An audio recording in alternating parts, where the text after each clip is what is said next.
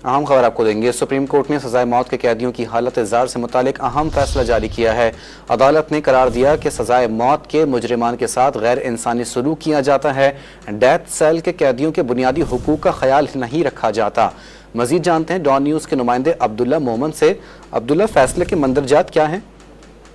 जी बिल्कुल, supreme court ने दौरे कत्ल के मुजरिम गुलाम शबीर की सजाए मौत उम्र कैद में तब्दील करने का जो फैसला था वो तफसीली फैसला अब आ गया है और 9 सफ़ात पर मुश्तमिल फैसला जस्टिस जमाल खान मंदुखेल ने तहरीर किया है। गुलाम शबीर 34 साल से कैद में। सुप्रीम कोर्ट ने अपने फैसले में कहा कि मुजरिम उम्र कैद से ज्यादा सजा काट चुका है। मुतादिद अदालती में सजाए मौत को उम्र कैद में बदला गया है। फैसले की काफी सेक्रेटरी दाखिला, सूबाई चीफ सेक्रेटरी, तमाम सरकारी अफसरान जो है उनको हड़ताल की गई है।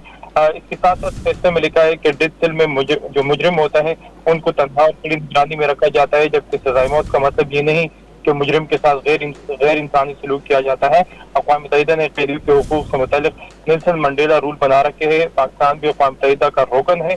सुप्रीम कोर्ट ने कहा कि पाकिस्तान के जेल के जो कवानीन है वो फरसुदा हो चुके हैं, जिन पर हुकूमत ने भी तवज्जो नहीं दी। हुकूमत को सजाए मौत के कैदियों से मुतालिक पूरी इक़दाम करने चाहिए। जी, जेल के कवानीन फरसूदा हो चुके हैं। अब्दुल्ला मोहम्मद अपडेट कर रहे थे, बहुत शुक्रिया आपका।